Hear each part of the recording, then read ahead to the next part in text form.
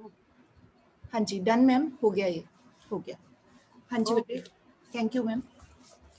हाँ जी बेटे, तो as per our revision schedule today we are suppose to revise two chapters side by side. That is the name of the unit is money and banking, ठीक है। So I hope you all are very much ready to tell the answers also. In the last 10 to 15 minutes, there will be written test, Google form test as usual. And before that, we are going to revise properly, ठीक है. And be ready, be mentally prepared. I am going to ask questions from you people only. Otherwise, there is no fun in for speaking me only. मैंने तो समझा दिया जो समझाना था, ठीक है. तो let me start.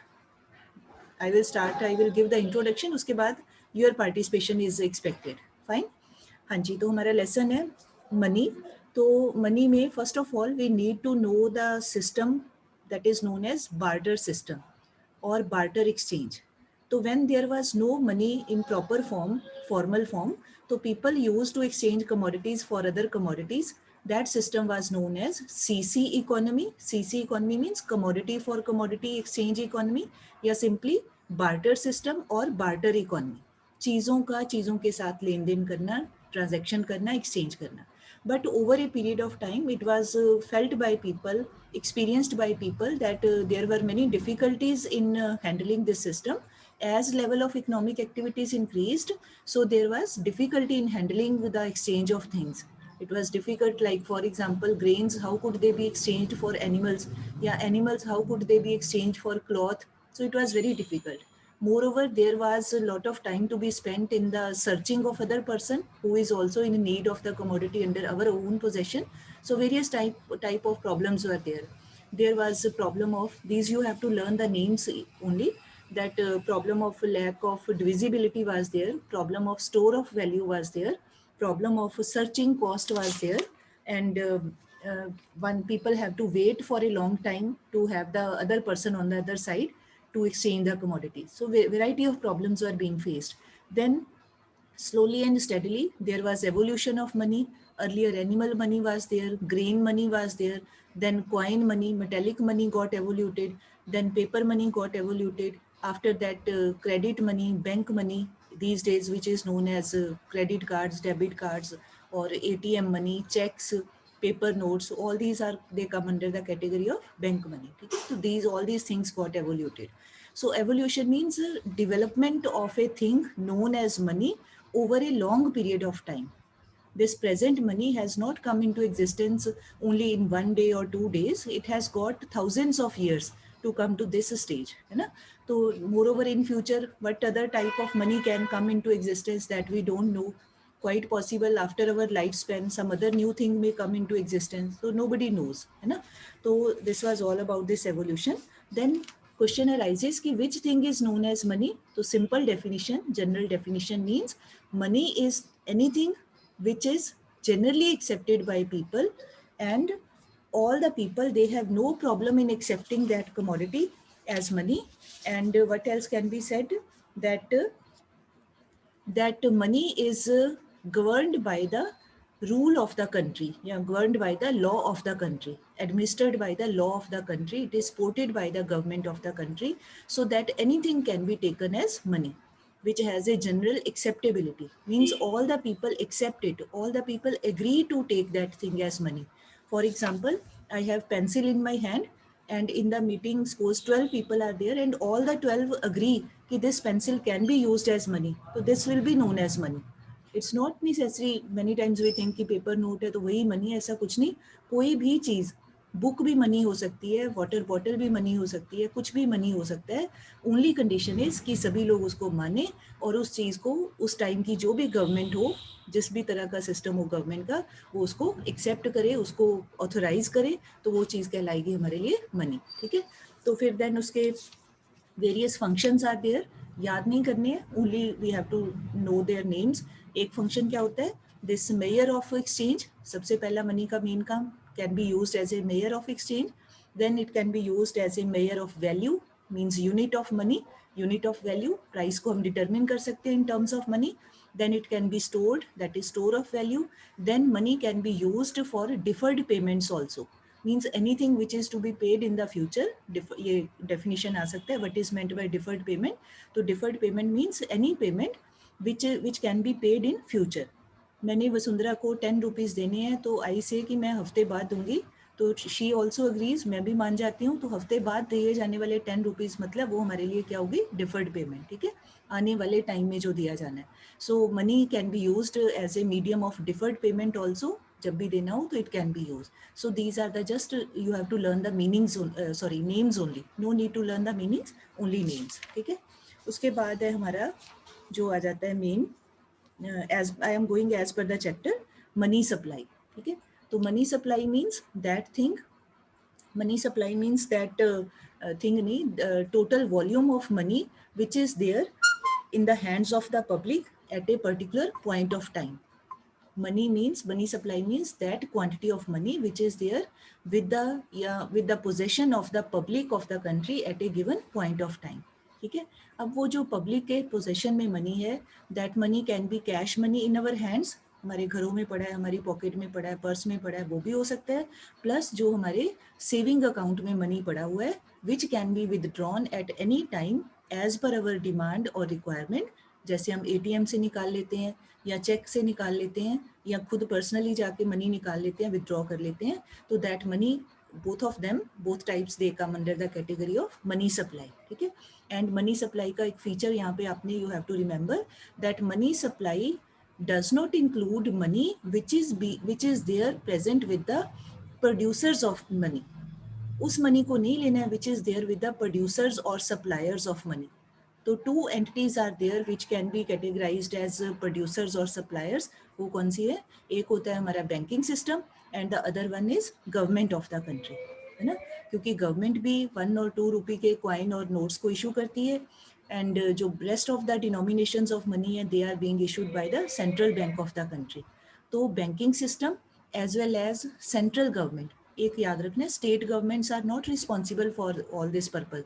This is whenever we talk government, that means central government. So central government of the country and banking system, they are known as the suppliers of money or producers of money. So whatever is lying with them, that is not included in money supply. सिर्फ जो public के पास है, लोगों के पास है, चाहे उनके घर में, उनकी पॉकेट में, चाहे उनके बैंक अकाउंट में, नॉर्मल सेविंग बैंक अकाउंट में, वो वाले जो पैसे हैं that is known as money supply, ठीक है. फिर उसके बाद हमारे बुक में I told you earlier also, category in the form of two categories it is not given, that money supply has two components. One component is known as, that is currency. Currency includes paper notes as well as coins. First component is currency and second component is demand deposits. Book में इस form में नहीं दिया हुआ है, but when we discuss this chapter, when we were doing, तो I showed you the picture also, आपको format सा दे दिया था, तो उसके अकॉर्डिंग आपने करना है, ठीक है. So please remember two components are currency, currency means paper notes and coins, फिर उसके फीचर्स सारे as usual, and then second one was demand deposits, ठीक है. अब डिमांड डिपॉजिट्स मतलब वो पैसे जो हमारे नॉर्मल, जो हम सब लोगों का अकाउंट होता है बैंक में, सेविंग अकाउंट उसको बोलते हैं, उसमें जो भी मनी पड़ा हुआ है जिसको हम अपनी रिक्वायरमेंट के according we can withdraw on demand. आपको अभी मीटिंग के बाद कुछ घर वालों ने कोई काम दे दिया, जाओ एटीएम से पैसे निकाल के ये काम करके आओ, तो आप निकाल सकते हैं, आपकी मर्जी, आपकी डिमांड थी तो आपने निकाल लिया, तो that money comes under the category of demand deposit, ठीक है. आपके घर में कोई एफडी पड़ी हुई है, फिक्स्ड डिपॉजिट अकाउंट है, वो नहीं निकाल सकते, that will not be included, सिर्फ जो पैसा निकाला जा सकता है, ठीक, तो that comes under demand deposit. तो यहाँ पर आपको क्वेश्चन आ सकता है, define money supply, what are its components, या define demand deposits, what are its features, या डिफाइन करेंसी, गिव इट्स 1 और 2 फीचर्स. तो करेंसी का फीचर क्या है, it is authorised by the law of the country, law मतलब government of the country, उसकी support के बिना कोई करेंसी नहीं चल सकती है. जैसे आपको याद होगा when prime minister Modi on I think 8 November, शायद इट वाज 2017 था शायद, या 16 था, I don't remember exactly, demonetization किया था ना, नोट्स को बंद कर दिया था. अब वो पुराने नोट अब now they are not in circulation, they are not having any value. तो इसका मतलब कौन सी चीज़ की वैल्यू होगी, which is being supported by, authorized by, given by the order by the order of the government of the country, ठीक है। अगर अपना गवर्नमेंट विदड्रॉ कर लेती है ऑर्डर, तो वो नोट हमारे लिए कंट्री में चलेगा नहीं, वो यूजलेस हो जाएगा, उसकी कोई अहमियत नहीं रहेगी, नो इम्पॉर्टेंस ऑफ दैट। सो ये इसके ऐसे आपने 2-3 फीचर्स बना देने हैं, ठीक है। उसके बाद है हमारा फिर आ जाता है काम this measures of money supply, ठीक है। अब आप बता सकते हैं, अब मैंने थोड़ा सा काफ़ी इंट्रोड्यूस कर दिया है, अब आप बताएंगे 4 measures have been adopted by the RBI in our country known as M1, M2, M3 and M4. ठीक है जी। Any one of you who would like to tell the parts of M1 measure of money supply? मतलब what is included in M1 measure? ये आपको 1 mark type में या 4 marks में this question can be there. हाँ जी, कोई भी voluntarily, otherwise I will start the names. हाँ जी, मौली Gupta. Currency and coins. Who is speaking? I couldn't recognize. Molly, you are telling? Ma'am, currency. Harshita. Yes. हाँ जी, आगे. 2 more parts are there. नहीं? Okay, no problem. Gurleen Kaur, can you tell the parts of M1 measure?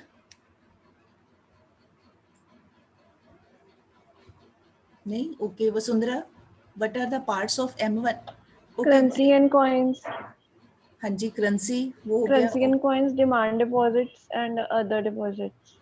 Okay, fine. Demand With deposits. RBI. हाँ जी, of commercial banks. पूरा बोल रहे हैं. Demand deposits of commercial banks plus other deposits. बेटे ये याद करना है, ये पेपर में आ सकता है आपको, बोर्ड के पेपर में, कि कंपोनेंट्स बताइए तो उनको आपने फिर लिखना है, ठीक है। So I am repeating, M1 is equal to currency and coins with the people या public plus demand deposits with the commercial banks. Demand deposits किसके? लोगों के। Demand deposits of the public with the commercial banks, ऐसे भी आप लिख सकते हो, and plus other deposits with the RBI. Very fine. Okay Vasundhara, now you please tell second measure. M2 is equal to M1 plus saving deposits with post office saving bank. Yes, very right. M2 is equal to, याद कर लीजिए, this is equal to M1 plus saving deposits with the post office saving banks. मतलब जिन लोगों के post office में accounts हैं, saving account है, वहाँ जो भी पैसे रखे हैं, that money comes under it. So let us learn M1 plus saving deposits of the public with the post office saving banks. Very fine. Third, M3 measure. Let me see other student. Just a minute. हाँ जी, Divyanshi. What is included in M3 measure?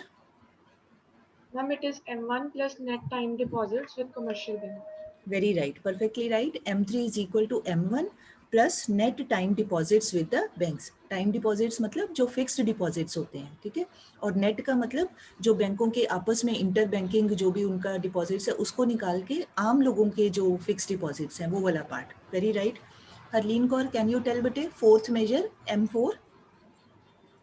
M4 is equal to M3 plus total deposits with the post office saving bank. Yes, excluding national saving certificate, NSC. NSCs. हाँ जी, ठीक है, ये भी याद कर लेना, full form of NSC, national saving certificate, ठीक है। So M4 major is equal to M3 plus total deposits with the post office saving banks excluding NSCs, ठीक है। ये आपको ये क्वेश्चन ऐसे आ सकता है, explain 4 measures of money supply. तो फिर आपने पहले डिफाइन कर देना मनी सप्लाई को, उसके बाद ऐसे आपने दे देना M1 इक्वेशन लिख देना है, M2 उसका लिख देना है। अगर 6 मार्क्स में आए तो after writing the equation give very brief meaning of the components. जैसे M1 है, उसमें आ गया करेंसी, कमर्शियल बैंक्स के पास डिमांड डिपॉजिट, एक एक लाइन में, ज़्यादा explanation is not required, hardly in one line, थोड़ा सा इलेबोरेट कर। और अगर नहीं रिक्वायर्ड है, if it is only for 4 marks, then just give the equation, but please don't mix this measures with the components of money supply, ठीक है। components में आएगा डिमांड डिपॉजिट्स एंड करेंसी, उस फॉर्म में आपने लिखना है, और मेजर्स में इस इक्वेशन की फॉर्म में आपने लिखना है, ठीक है जी। With this broad meaning of this lesson is over. उसके बाद एक लास्ट में करके था, हमने किया था I think monetary system in India, last page के ऊपर था ना। तो इंडिया में मॉनिटरी सिस्टम कौन सा है? Inconvertible paper currency standard, that standard is used in India. सिर्फ नाम याद करना है आपने, इनकन्वर्टिबल इनकन्वर्टिबल मतलब हम अपने नोट लेके जाके आरबीआई के पास ये नहीं कह सकते कि हमें 2000 रुपीज़ का गोल्ड दे दो या 100 रुपये का कोई और करेंसी, कोई हमें कोई और चीज़ दे दो, मतलब हम अपने नोट को कन्वर्ट नहीं करवा सकते हैं इन अनदर मेटल और in any other currency of the world, बदला नहीं जाएगा, ठीक है। तो इन कन्वर्टिबल पेपर करेंसी, मतलब मेन हमारे जो कंट्री में पैसा चल रहा है वो पेपर वाली करेंसी की फॉर्म में है। नो डाउट कॉइन्स हैं, बट लाखों करोड़ों अरबों रुपए में वो तो पेपर वाली करेंसी चलती है ना। तो paper currency standard system is being utilized in our country. And उसके बाद एक और हमने किया था वो 1 मार्क में, दैट इज इम्पॉर्टेंट, जैसे ये legal definition, limited legal tender मतलब कॉइन्स थोड़े अमाउंट तक यूज़ किए जा सकते हैं। अनलिमिटेड लीगल टेंडर मतलब जो any amount of money which can be used for making payment to any other person, ठीक है। उसके बाद वो डेफिनेशन फंक्शनल, वही मीडियम ऑफ एक्सचेंज, ये आपने सिंपल 1 मार्क टाइप के लिए you have to read this, fine. Let me see the time also because test is also to be conducted. उसके बाद हमारा जो सेकेंड चैप्टर था उसमें मेनली हमारा आ जाएगा creation of money by the commercial banks और credit creation by the commercial banks. उसमें वो सारा टेबल करके कि that depends upon this legal reserve ratio, और मनी मल्टीप्लायर का फॉर्मूला क्या है, that is equal to 1 divided by legal reserve ratio. जितनी ज़्यादा होगी लीगल रिजर्व रेशियो उतनी मनी क्रिएशन या credit creation will be less, और जितनी लीगल रिजर्व रेशियो कम होगी, लेस होगी, उतना ही money can be, more money can be created, ठीक है। तो वहाँ पे वर्ड आपको 2 words can be there, either money creation word can be there और this credit creation word can be there. तो घबरा नहीं जाना कि ये कौन सा वर्ड है, दोनों का मतलब एक ही है, ठीक है। तो जो बैंकिंग सिस्टम है कंट्री का, वो आगे लोन को, क्रेडिट का मतलब होता है लोन को क्रिएट कर सकता है with the help of primary deposits and legal reserve ratio, कि शुरू में कितने पैसे डिपॉजिट हुए हैं और आरबीआई ने कितनी LRR डिफाइन की हुई है, दोनों को ध्यान में रखते हुए पता लगाया जा सकता है कि how much money can be created. अच्छा, उसके बाद फिर सेंट्रल बैंक के फंक्शंस है कि जो सेंट्रल बैंक है it has the sole authority to issue currency in the country, ये सारे 4 मार्क्स में आ सकते हैं आपको।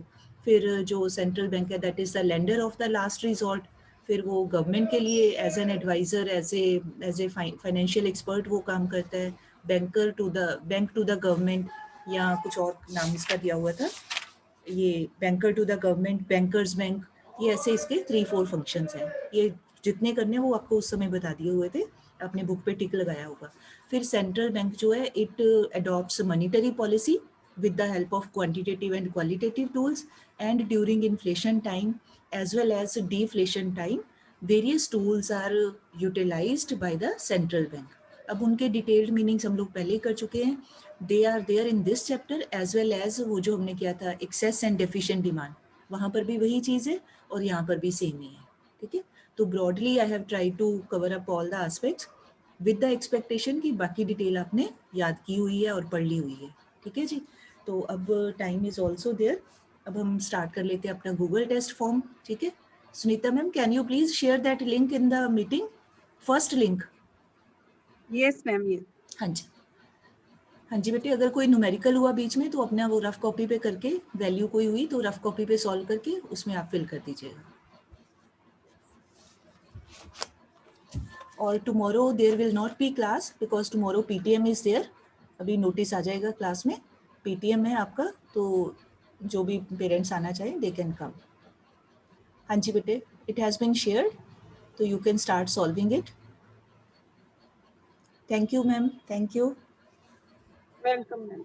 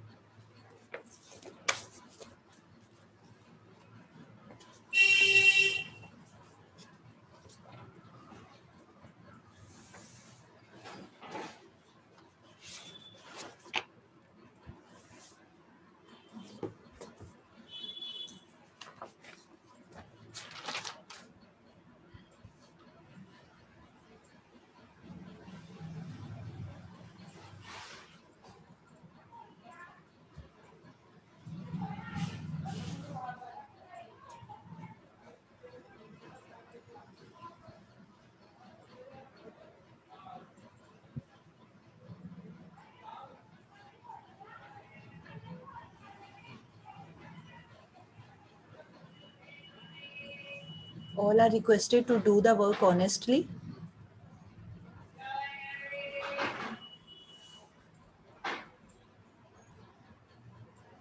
Two, three girls have done, but let others also do. They need some time. In the meantime, बेटे, if those who have done, they can revise something else. वो अपना पढ़ लें, आगे कुछ भी पढ़ना चाहते हैं तो, because others need time.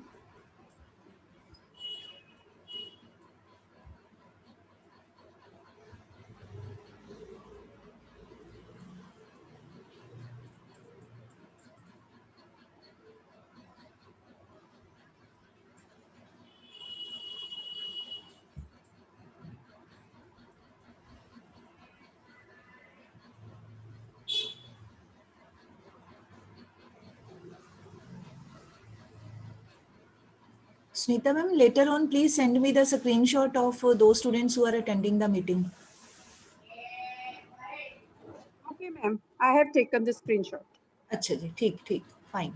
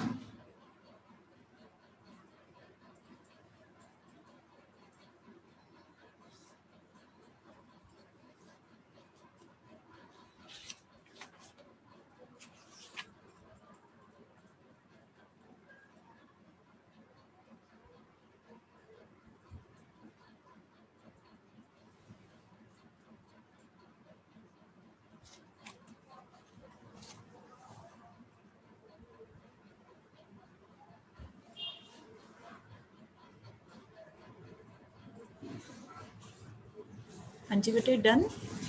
Kanika, Molly, Harshita Arora, Harleen Kaur. If all have done, then I can discuss the answers. Okay, let me see other 4-5 students. Yes, ma'am. हाँ जी, fine बेटे. यति शर्मा, दिलप्रीत सिंह, कर लिया बेटे? Yes, ma'am. Okay, fine. Gurleen and Dilpreet, आप भी बता दो बेटे, मैं डिस्कस कर लूँ, फिर कुछ और क्वेश्चन डिस्कस कर लेते हैं. Yes, ma'am. Okay, fine. I think most of the children have done. So let me tell the answers. Answer सुन के क्वेश्चन अपना रीड करते जाओ. Answer correct answer I am telling. Cross check your answer. Whether it is right or wrong, don't make any change. And immediately after that, please submit the test. ठीक है? Correction नहीं करनी है. जो जैसा है, let it be like that and submit. हाँ जी. First question was, in India, suppliers of money are, suppliers मतलब producers. They are banking system and government of the country. ठीक है, गवर्नमेंट ऑफ इंडिया या government of the country and banking system या central bank, आप कुछ भी लिख सकते हो, both are fine, but better words है government of the country and banking system of the country. Second question was, RBI has adopted dash measures of money supply. 4, 1 2 3 4 वाला 4. ठीक है, 4 मेजर्स करते हैं ना, M1 M2 M3 M4, तो 4 measures adopt किए हुए हैं. RBI has adopted 4 measures of money supply. Then next question was, money supply consists of dash and dash. So consists of meaning its components are to be told. So its answer would be currency and demand deposits, right? Money supply consists of currency and demand deposits. Okay. Next question was, which system governs note issuing in India? Which system governs? तो यहाँ पर आ जाएगा minimum reserve system. ठीक है, minimum आपको याद होगा 200 rupees crore का एक minimum balance is always to be maintained by the RBI. तो correct answer it should be minimum reserve system authorizes या helps the RBI to create money.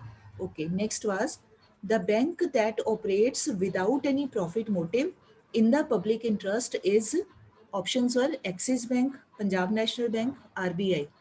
तो कौन सा आएगा यहाँ पे? RBI. ठीक है, बाकी के सारे जो दोनों हैं दे आर कमर्शियल बैंक्स, उनका पर्पस होता है प्रॉफिट कमाना. ठीक है, but RBI does not have any this motive to earn profit. तो करेक्ट आंसर इज RBI.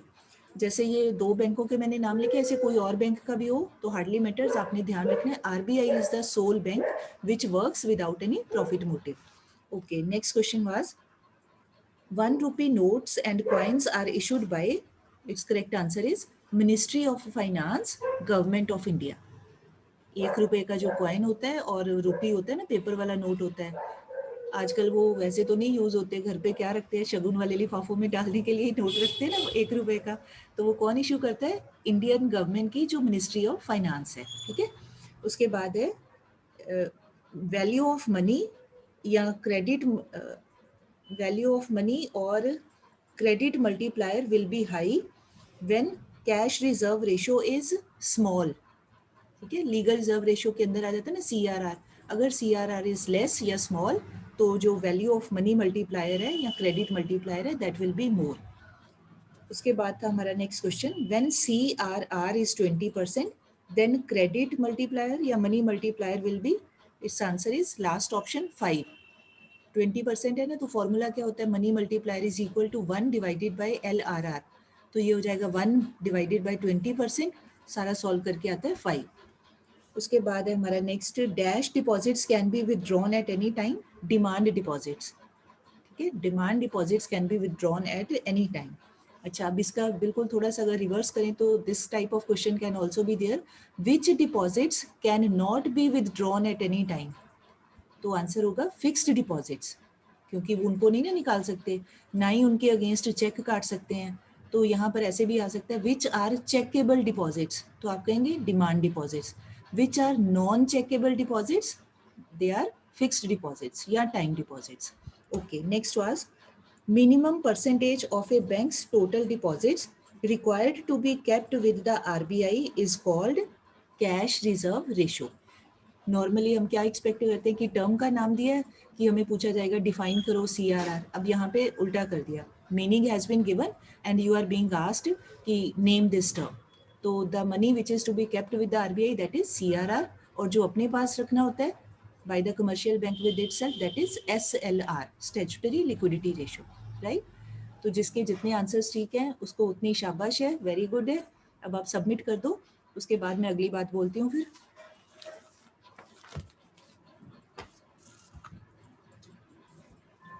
अच्छा, अब मैंने टुमारो इज PTM, आज डेट है हमारी 9, कल का दिन निकल गया 10th, फिर संडे है 11th, तो 2 दिन ही बचते हैं हमारे पास, 12th एंड 13th, और 14th को एग्जाम स्टार्ट है. ठीक है, तो 13 तक की क्लास होगी, 13 का भी I am not sure.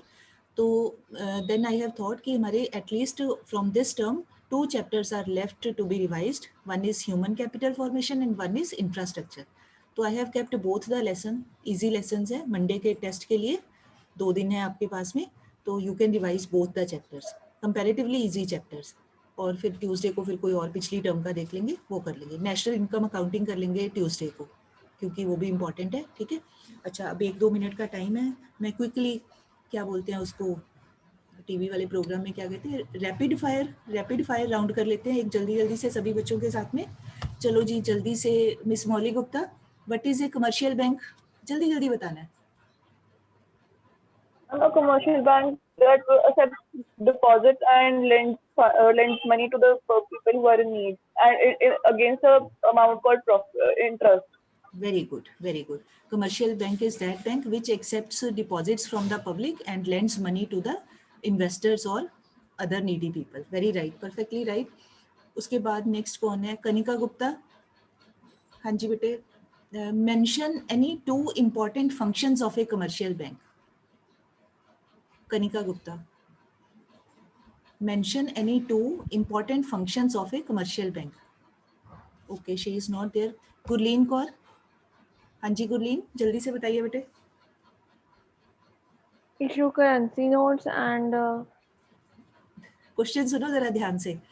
I have asked mention 2 important functions of a commercial bank. Not central bank. अभी आप मौली के आंसर में ही आंसर छुपा हुआ है, हिंट पहले ही मिल गया आपको। नहीं आया ख्याल में? ओके, मैं बता देती हूँ। अगर ये क्वेश्चन आए to important functions of commercial bank, तो आंसर एक कह देना, number 1 to accept deposits, number 2 to extend loans to the public. ठीक है ना, दो ही काम करते हैं, टू एक्सेप्ट डिपॉजिट्स ये नंबर 1 हो गया, number 2 will be to extend loans to the public. Okay, next Kanika Gupta मुझे लगता है भाग गई है इधर उधर। हाँ, ओके, नेक्स्ट दिव्यांशी आप बताइए बेटे, who controls the sorry, name any one function of a central bank, any one function. Ma'am, central bank act as bank of government. Okay, it acts as a banker to the government, very fine. Okay, what is next, Vasundhara, what is meant by statutory liquidity ratio? What is meant by SLR? It is the minimum percentage which the commercial banks has to maintain with themselves. Minimum percentage of their deposits which they have to retain with themselves. Very right, very right. उसके बाद है next, Harshita Arora. What are the two classifications of credit control by the central bank? What are the two classifications of credit control by central bank? Ma'am, quantitative and qualitative measures. Very right, perfectly right answer. Two classifications है, quantitative methods या measures या tools, second qualitative. Very right. Okay, what is meant by credit rationing? Who can tell other than these children?